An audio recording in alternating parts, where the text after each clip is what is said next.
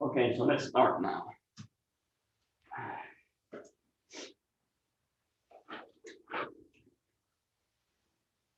So, yeah, yesterday we saw the exterior derivative. So that's acts on differential forms. And now, we are going to get back to the pullback. We have seen it, how it acts on manifolds, but there is much more that we need to learn about the pullback. Right, so let's see.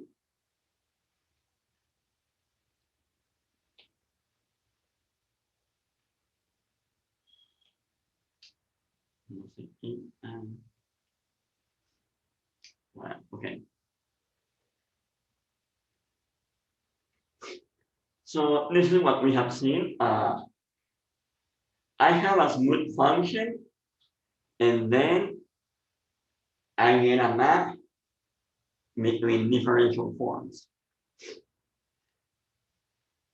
Right? Remember that the direction is reversed.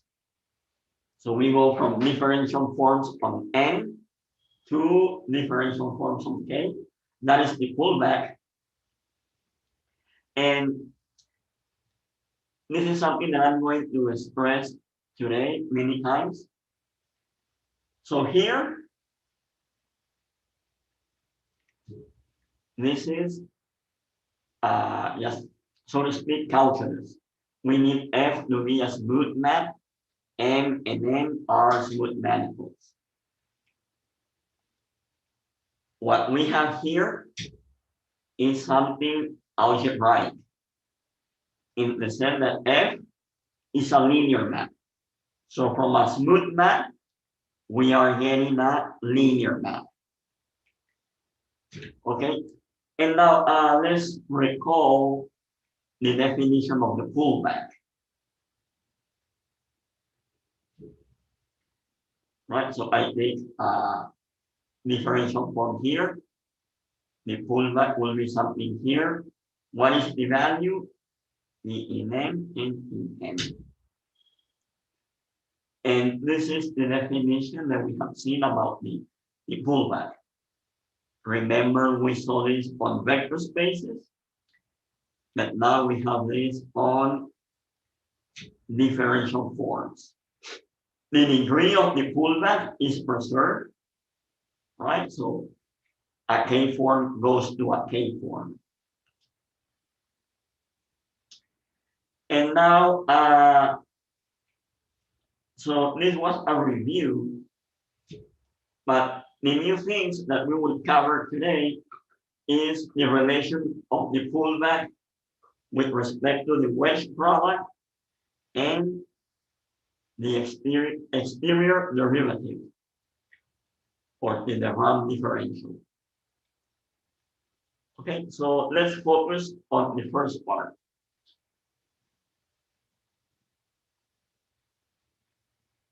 And we have this condition of the pullback. The pullback of a wedge product is the wedge product of the pullback. Okay. Now, again, here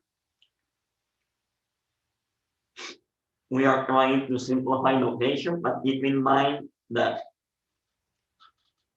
this wedge product is on N, and this operation, this product is on N, right? So, but I mean, I just want you to be aware of this, but it is not involved in the notation. Now, we're going to prove this just so that you, we haven't used the wedge product that much, the definition. It was basically homework that you read on chapter 1, but now let's try to use it. To prove this, it is basically just applying definitions. The definition of the wedge product and of the pullback. So let's recall first the pullback of a function. If I have a function, so this is here, the pullback will be a function here, and this is what we get, okay?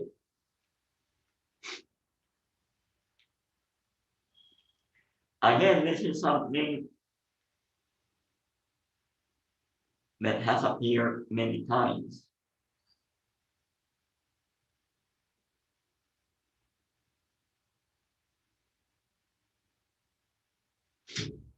Right?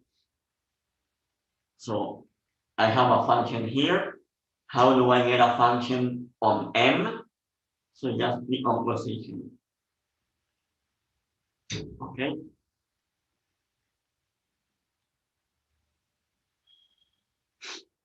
And now something that is important to recall is that F star, the pullback, is a linear map. We will make use of that. Okay, in this part, I'm going to give the details. Further on, we will just go directly to local coordinates. So we will prove this at a point in a manifold. Pick an arbitrary point and we will prove that equation. And so about that point, we will consider a chart. Sorry, not about the point P, about the point, this one here. Okay. We will get a chart there, right? And so, because we are here and my form is here, I can write it like this.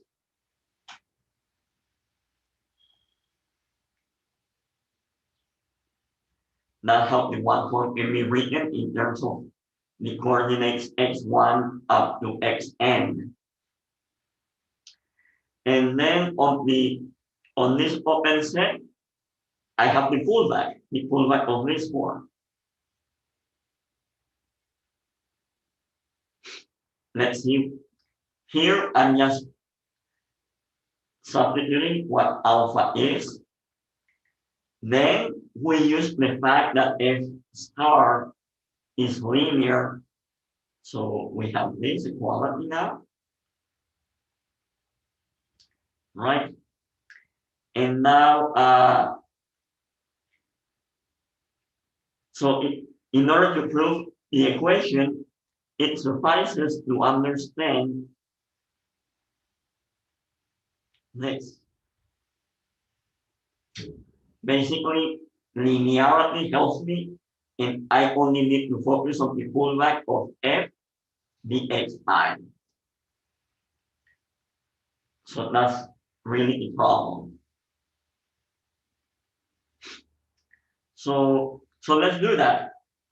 Remember, this is on an open set in M. So all of this is in another open set in M. So this one form, I'm going to evaluate it at a point.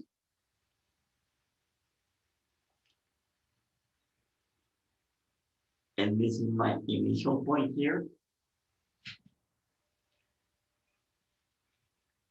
So we use the definition of the pullback here, right? Now, this one form is a function times dx evaluated at this point, f of p. Thus, I have the function evaluated at that point and the one form evaluated at this point. That's all that we are doing on this step. Right? Now, we use again the definition of the pullback, but now we can forget about this constant. So that's why I only write this.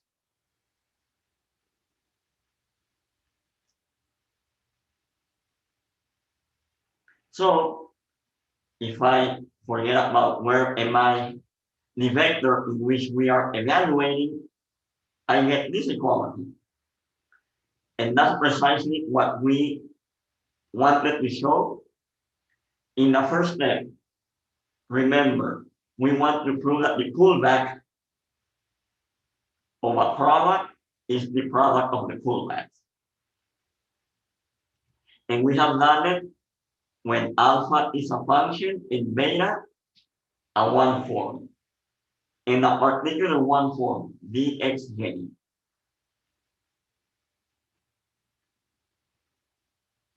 So this is what we have here.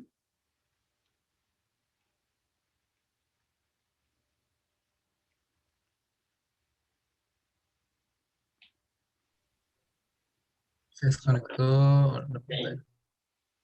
Yeah, let me put it again. No.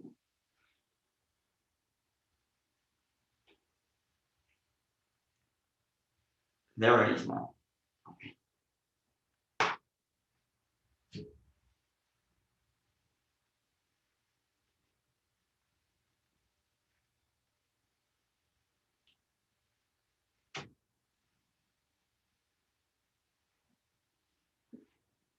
Okay, so up to this point, any questions? So here, I mean, there's no wedge product. You can write it if you want, but it is a function times a one form.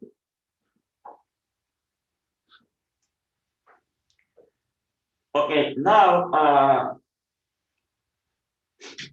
so let's show it for this. Instead of a one form, a two form of that type. And again, I forget about the sum because f star is linear. So all that I need to compute is that. And we argue in the same way, just using the definitions. Okay, so let's evaluate these two forms.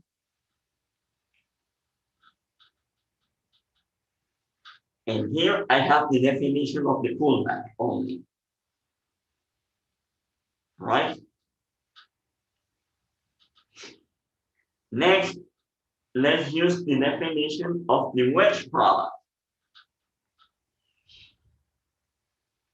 So this function evaluated is a constant.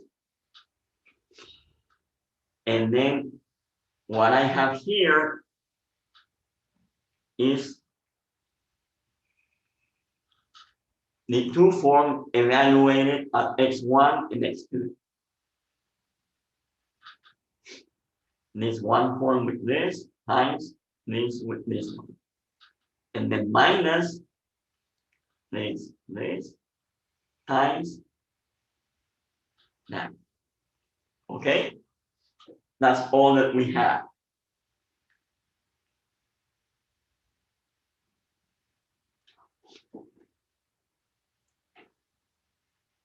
But now, you see, let's use on each one of these functions the definition of the pullback. I'm sorry, on the push forward. And I made a mistake there. It should be F upper star, not lower star here.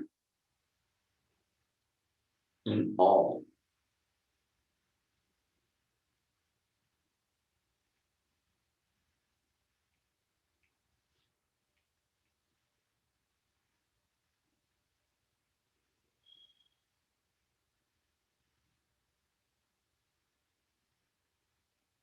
Like this. Okay. So here I get this, the definition of the pullback, right? And now I use the definition of the wedge product.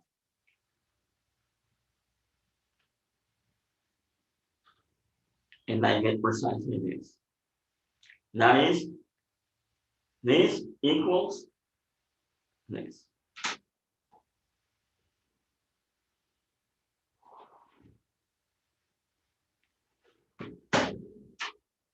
Okay, I will finish here the argument. We are only using two forms, but that's about it, okay? I'm not doing it for an arbitrary K form. So give me a second here.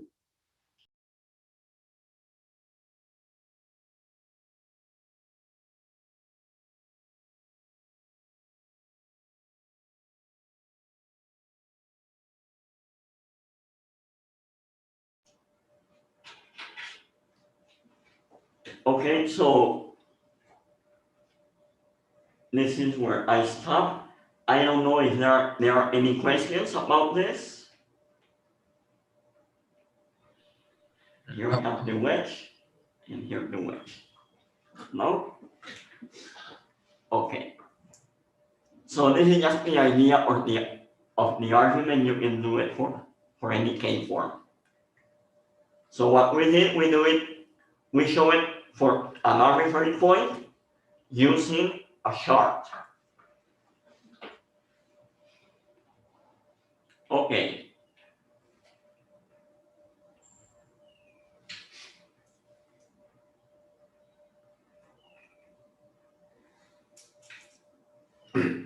So note that exactly what we have here is that this map is not only linear, but it's more than that, because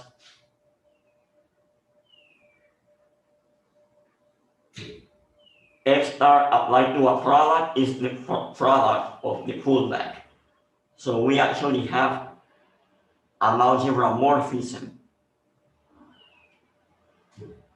Okay. And again, this comes first, I do geometry, calculus. I have a function between m and n, and somehow I have a natural algebraic object. This is purely algebra. Nonetheless, all of the objects here, they are something about calculus, smooth differential forms. But it is like the passage from differential geometry to algebra.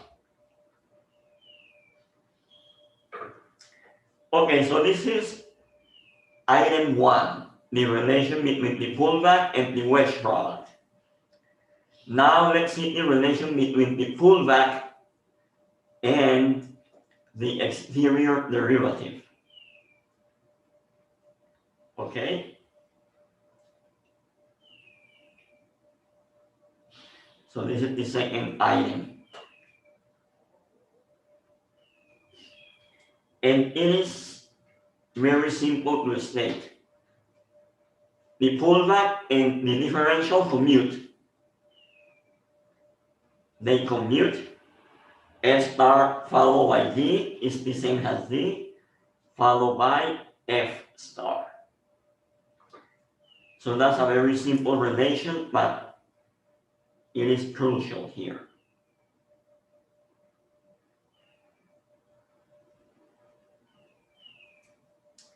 All right.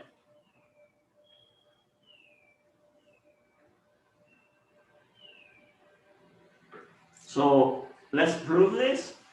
Again,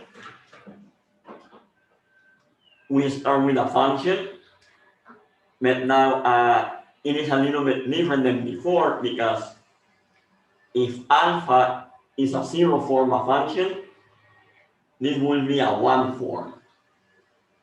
this is a function and then a one form. So let's see what's going on with functions.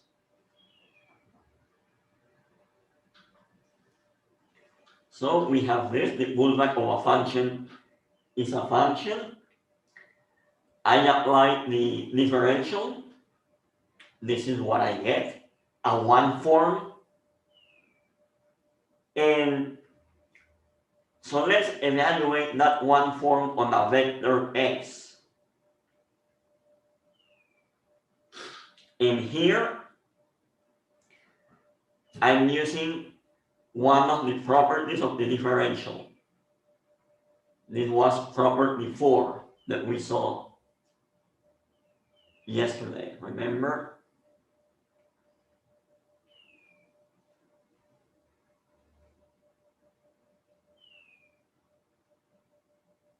The differential of a function is that if we put this, it should be equal to x f.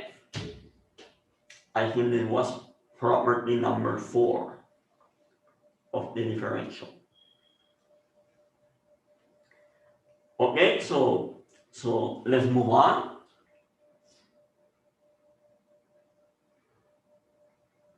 And now I'm using the definition of the pullback of a function.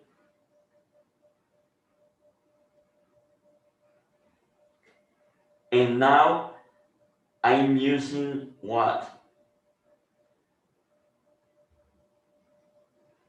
Why this equality is true?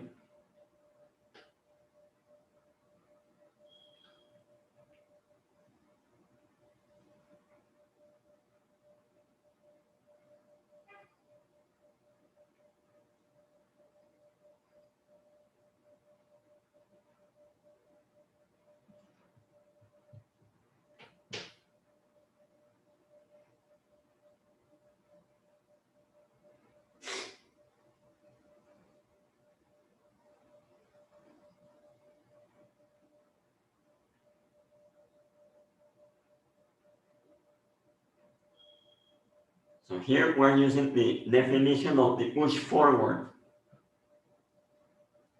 So try to see it the other way around, from here to there. The push forward of x is a derivation on n. If I apply a function, that's the definition, right? Okay, good. And now again, I'm using 4 this way, right? By 4, I mean this. Because it is a vector applied to a function, I have this.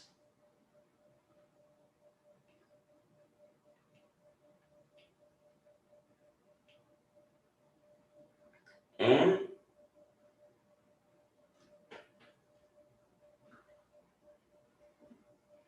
now, what do we do with the last one?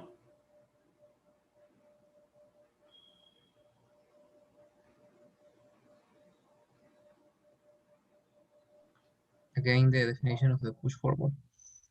Of the pullback, Sorry. right? We use the definition of the pullback, and we are done, right? Because here I have evaluating at x. This one form is the same, has this one form. And so the pullback commutes with the differential, at least on functions. Okay, so we have proved this. A particular case of this, when alpha is a 0 form.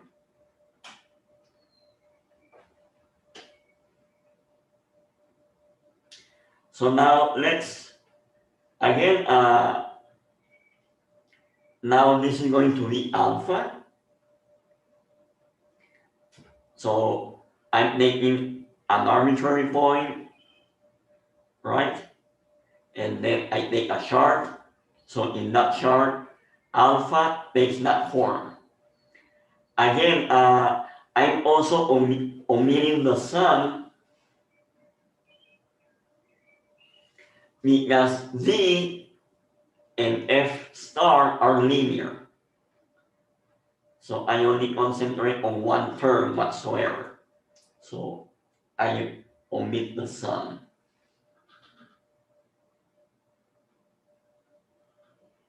So let's compute the pullback of this. From the previous result, this is the pullback of the product, right? Now here I use the definition of the pullback of a function. And now here I use what I just proved, that F star and D commute for functions. The xi are coordinate functions. So I'm applying this here and here.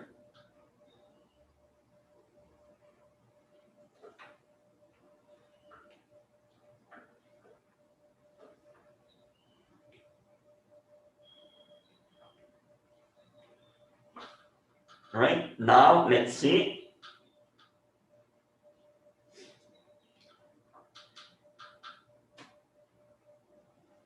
The definition of the pullback of a function. And I think I will leave it like this. Right.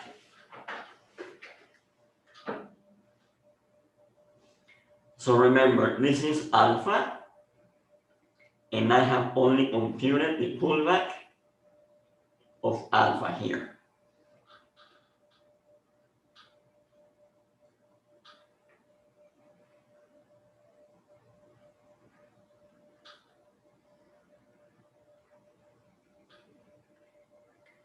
So let's apply D. So D to this, it will be D here, and let's see what we get. I have to apply D to this, right? And now the exterior derivative obeys some product rule.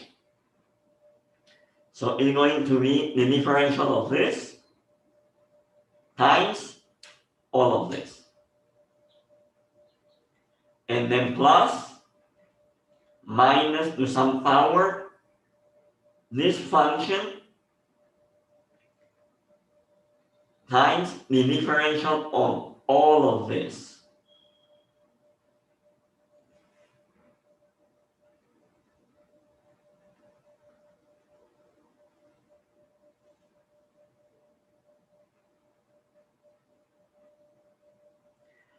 But here,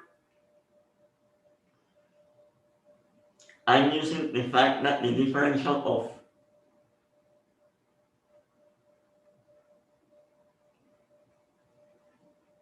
of this is 0.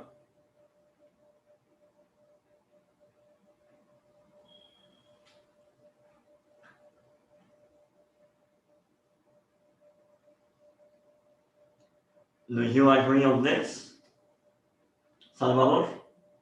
Yes. Okay, so is this equality okay for you?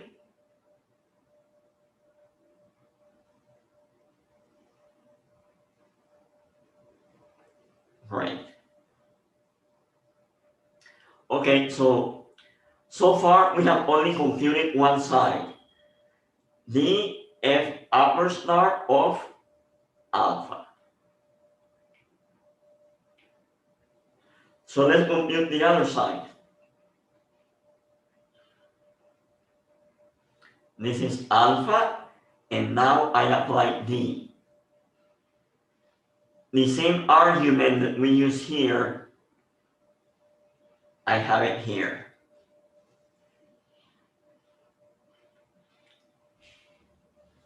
is only d of the function, because d of this is 0.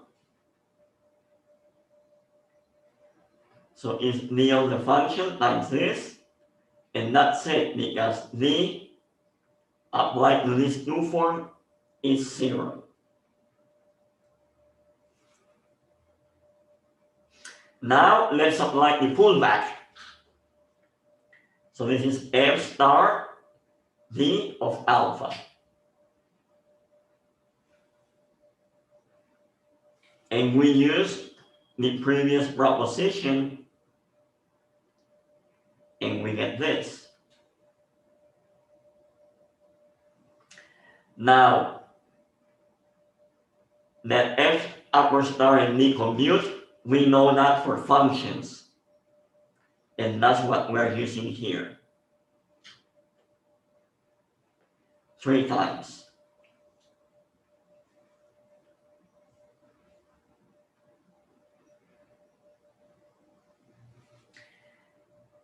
And that is exactly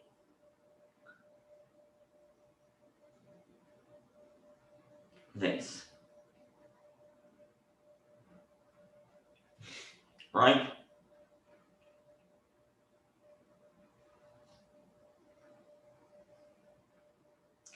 So the pullback and the exterior differential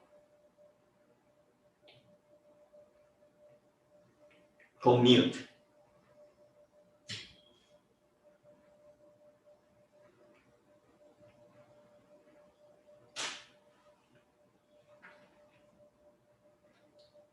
Okay?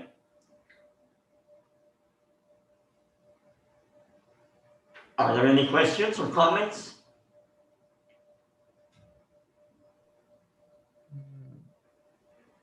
Please, a little bit about this.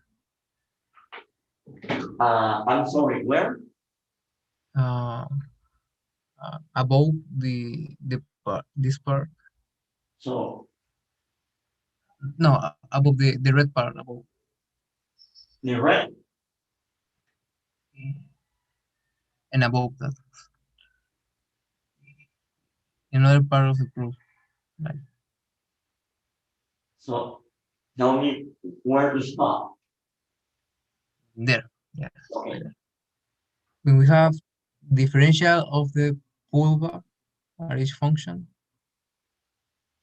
Here. we in the step from this part to the next equality. Okay. Okay, so hold on then. So let's review this. Yeah. Yeah? Yeah. Okay. So let's review this. Right. So first, here, what we're using is that the pullback opens wedge products, right? So this is a function in this. So I get f star, wedge, and wedge. Okay? Okay, so we are okay with this one now. This is good. Now let's see the other one. So here, I'm using the definition of the push forward of a function. That's right. And now here,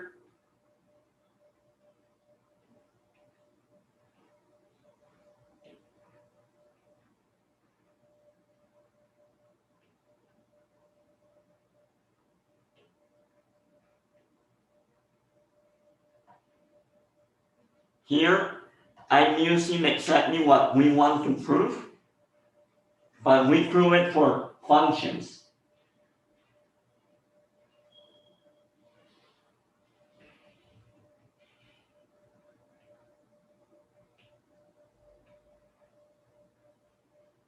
We know that, right? That we already proved. And that's exactly what I'm using there. That was your question, Salvador?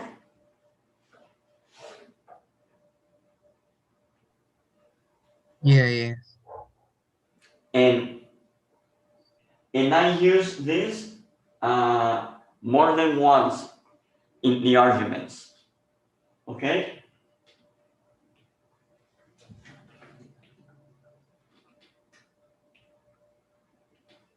So it is used in this line.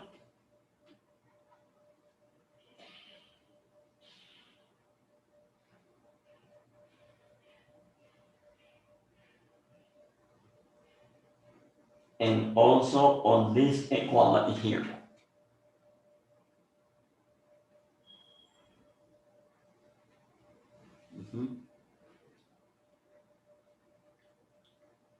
So Yeah, that was the question. Thank you. okay, great. Yeah, so sometimes we do things at the initial step just to have some sense or understand what we're doing. But in this case, it is crucial that we know what is going on at k equals 0 because it is fundamental for the proof. Okay? Yeah, for instance, I think in the previous result, I also started with k equals to 0 or not.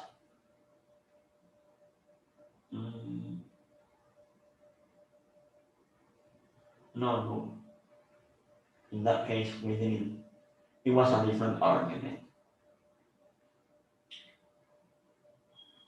Yeah, so the first thing was k equals to 0, and that turned out to be very useful to have that information. Okay?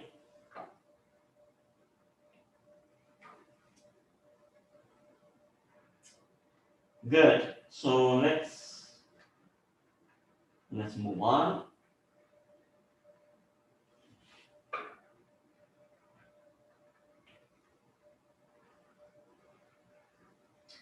So we have that the pullback and the differential commute. And there are very nice consequences of this fact. So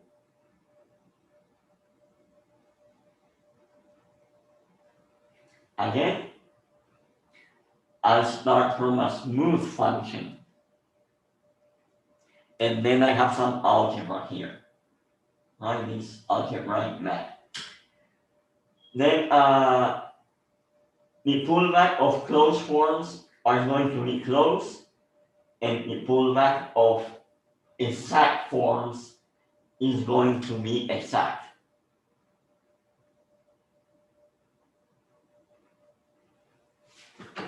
So let's see a proof of this. And this is something that you will do.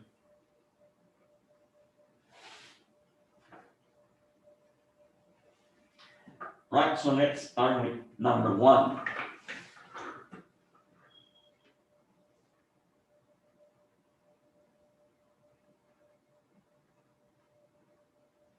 What is the definition of a closed form? Its differential is 0. Now, I want to prove that the pullback is closed. So I have to apply D. But by the previous result, F star and D commute.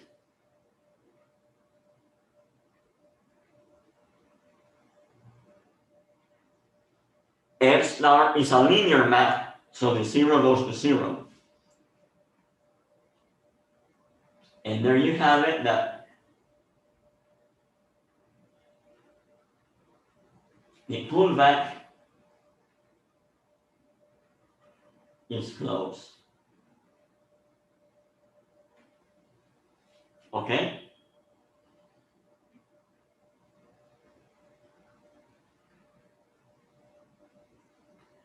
Now, let's see 2.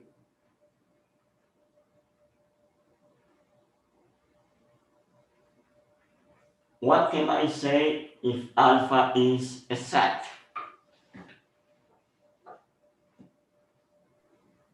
That is differential is the image of. So it is the differential of some form, right? Then, if I apply the pullback to alpha, I get the pullback of beta. But again, the same proposition tells me that this is the of the pullback of beta.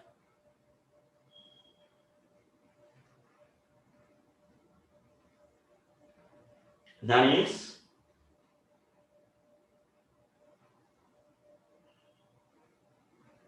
the pullback is also exact.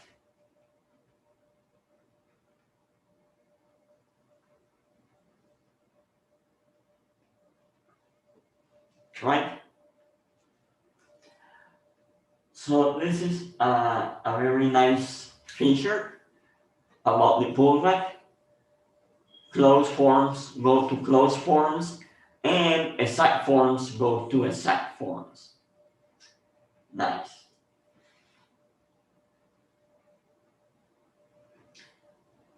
So again, this is something that I said at the beginning, and I really want to stress this abstract nature that we have here. So at this point, we have manifolds, smooth things, calculus. Somehow, we obtain an algebraic object, a linear map between some algebraic sets.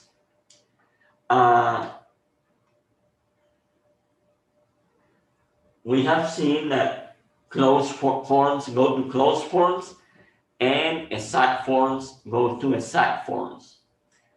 So we have these two inclusions. Okay? Then we have that this smooth map induces a map in cohomology.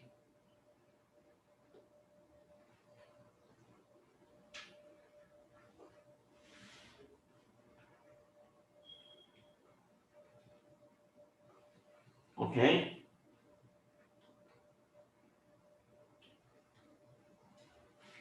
Let's see. So you have two forms, closed forms.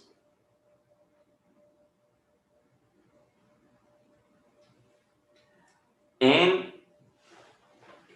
let's assume that they are in the same class,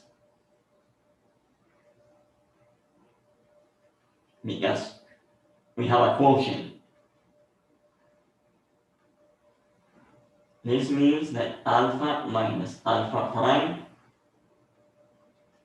is this, exact.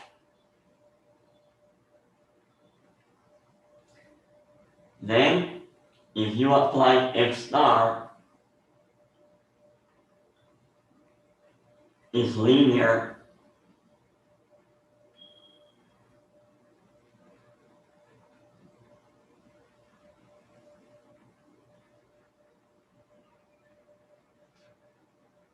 and again, we use the previous result, you have this.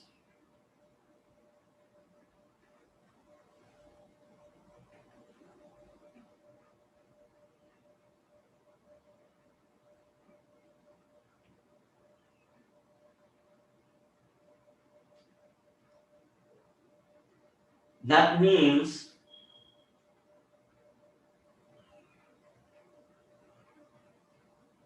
that this class is the same as this one.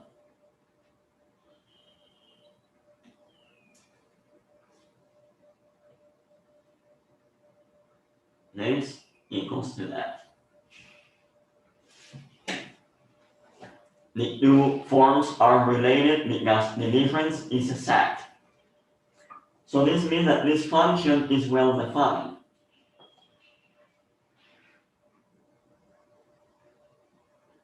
Okay?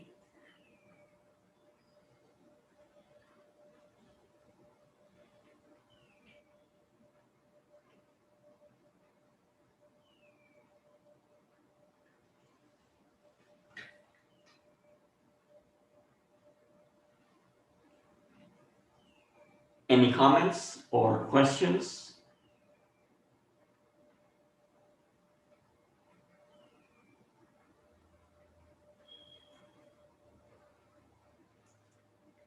So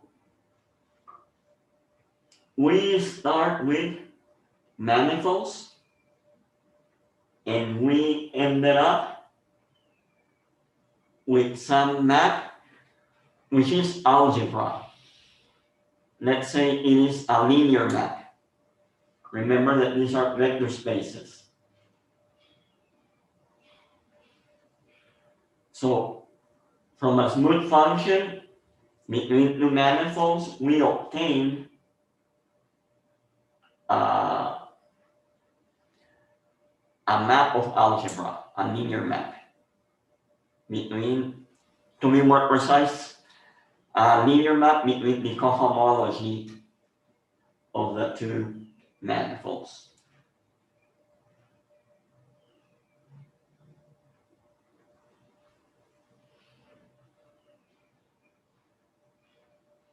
So one thing is the details to understand this, and the other thing is to understand the whole setting, the global setting. We are going from smooth manifolds to some algebra.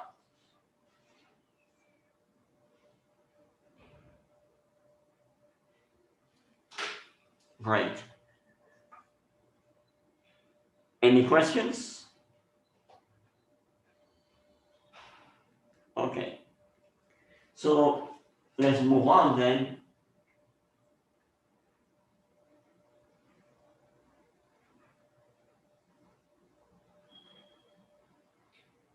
This is exactly what I was referring before. So but now for a single object, before it was a map. From calculus, from a manifold, we are getting an algebraic object, which is a vector space. Again, we haven't shown this, but this vector space is going to be finite dimensional. At least we saw that yesterday when we computed H0. Remember that yesterday we were able to compute for any manifold this. And this was, and L is the number of connected components of M. So we have already seen that in degree 0, the cohomology is finite dimensional as long as M is compact. If M has many components, then we have a big vector space. But if M is compact, it will have a finite number of connected components.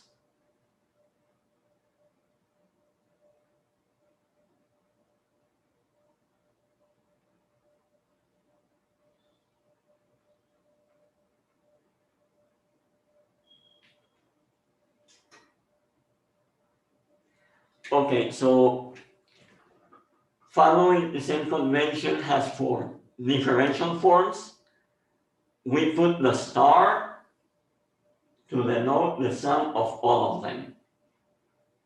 from degree 0 up to degree n, right? The cohomology eventually stops for the manifold.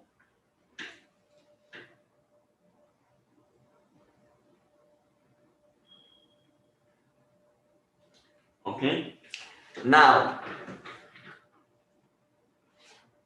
let's see some other algebraic structure that we have here. So take two elements here. This is one representative, another one, and so let me, this is not very clear, but it is beta prime here.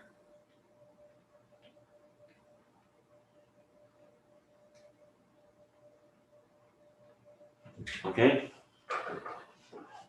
Now let's just unwind what it means, these relations. So first of all, remember, because they are classes, they have to be 0. The differential is 0, they are closed forms. And they represent the same class. You have these other relations. Now, let's manipulate these two equations in the following way. These two are the ones that I care.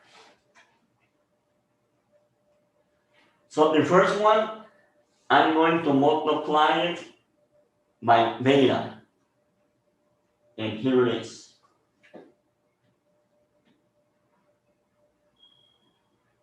Okay? And now, let's unwind this a little bit. The wedge product is distributive, that's on the left-hand side. And on the right-hand side, this equals to this, and that's because beta is a closed form.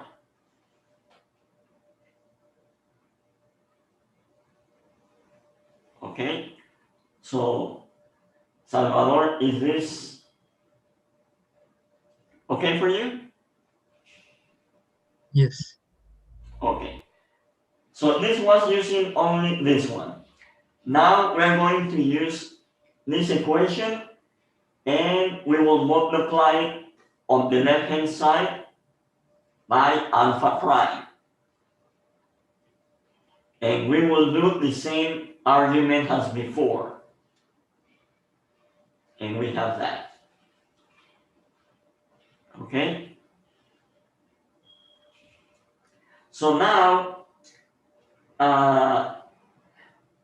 let's take 1 and 2 and add them up. So this will cancel. Okay? If I put 1 plus 2 there,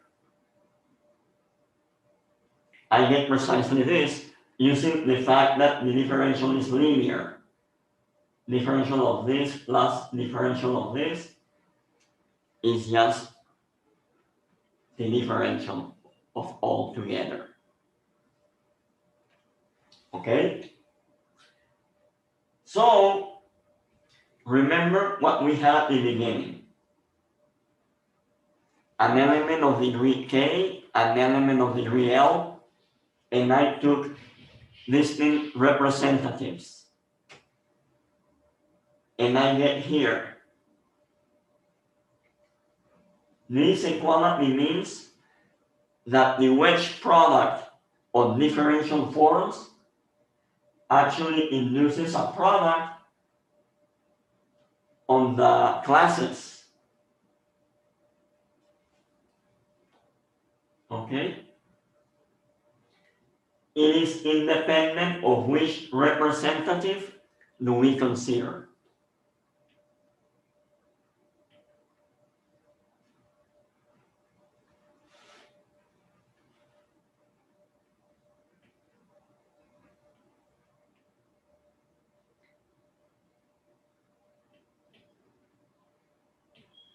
So we have a map like this.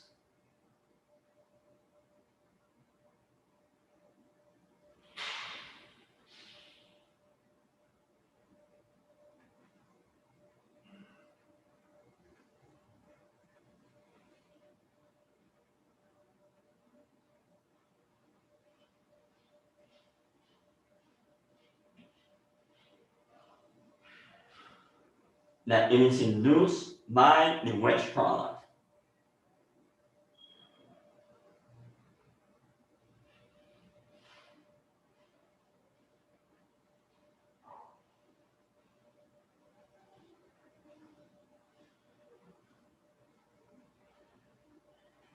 This map is well defined. It doesn't depend on the representatives, and that's what we prove all here.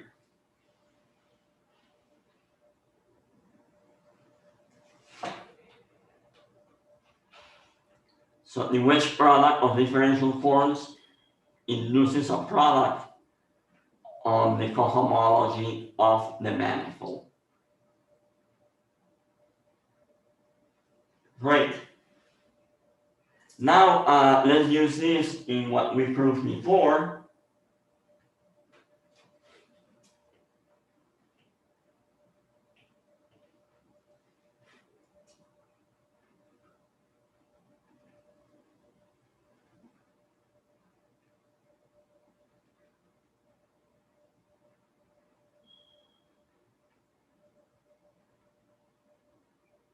If I have a smooth function, we have seen that we have an induced map on cohomology.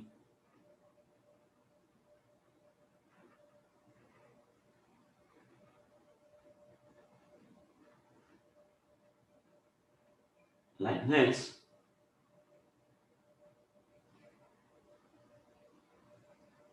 And this map, what happens here if I take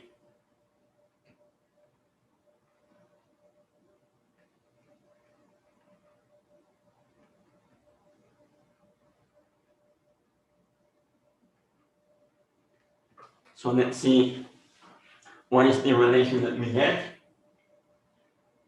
Well, we have seen that this is actually alpha, wedge, beta, and the class, right? And what is the pullback? So in cohomology, it is the pullback of the representative, like this. The first result of the class was the pullback of alpha, wedge, the pullback of beta. And now this is exactly the definition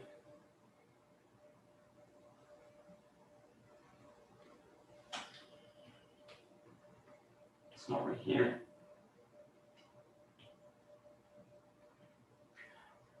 Of the product in cohomology.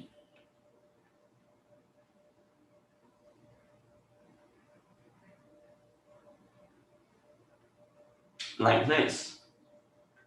But again, we use the definition of the push forward map inducing cohomology is just this.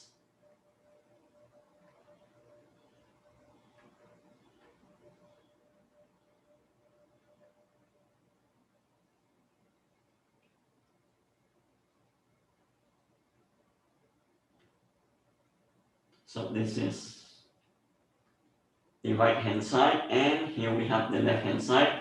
I'm going to copy it.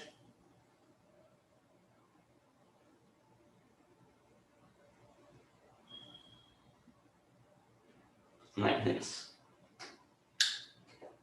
Okay, so that's the relation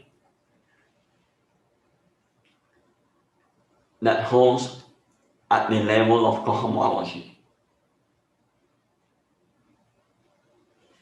In terms of classes and everything works very, very well. Good. So from a smooth map, we have an algebraic map between vector spaces, but it behaves very well with respect to the wedge product. So a smooth map is inducing a map of algebras. it respects F star is linear, it respects the product, it looks like the wedge product, so a very nice object here. Right.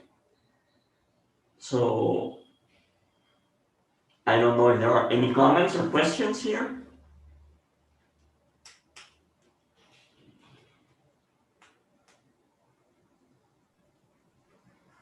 Nope. So it's just like we replicated this thing of um,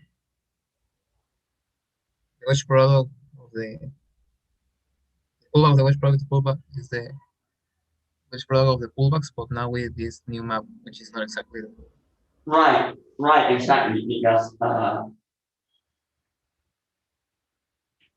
yeah, I mean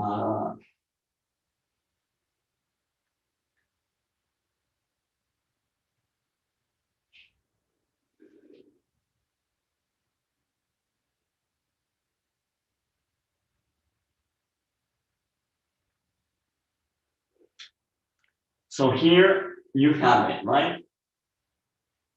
Here everything works well.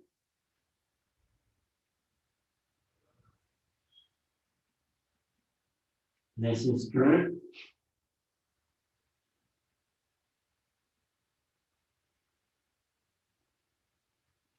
This is what we proved at the beginning. But now, even you can say more that that relation holds in cohomology. But you need to give an argument because there are some representative. It is a class, the elements in cohomology, right? And a class has many representatives, so you just have to follow this. But you are right. Everything boils down because we know that. So this is the key issue in order for this to hold.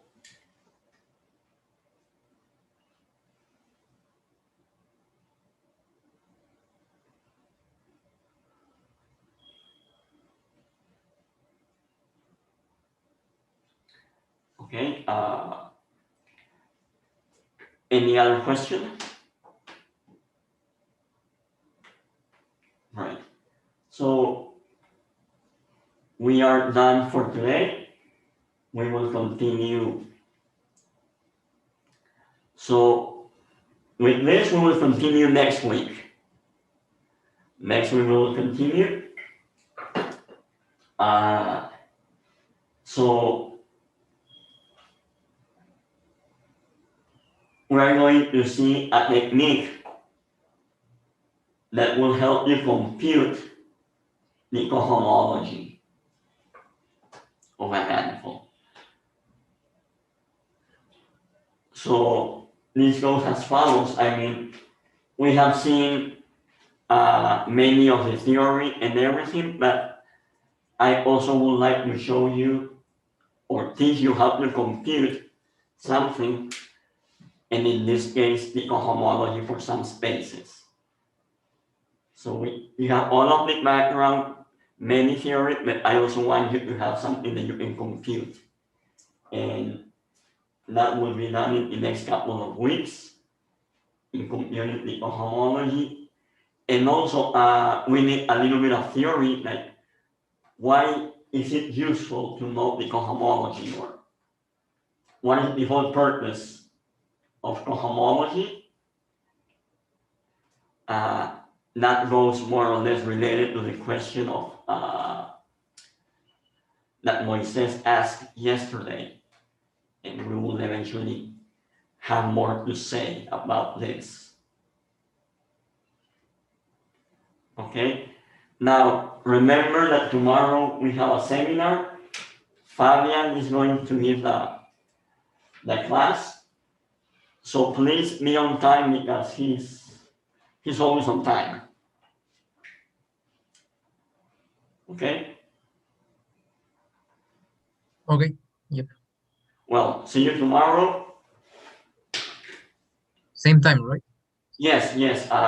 Tomorrow we will be. He wants to. He wants to be like at 9:30. He will log on. So I'm going to be early here. But the whole idea, the lecture will start at 10. Oh, all right. All right. Yeah. Okay. Well, All right. see you tomorrow then. See you tomorrow.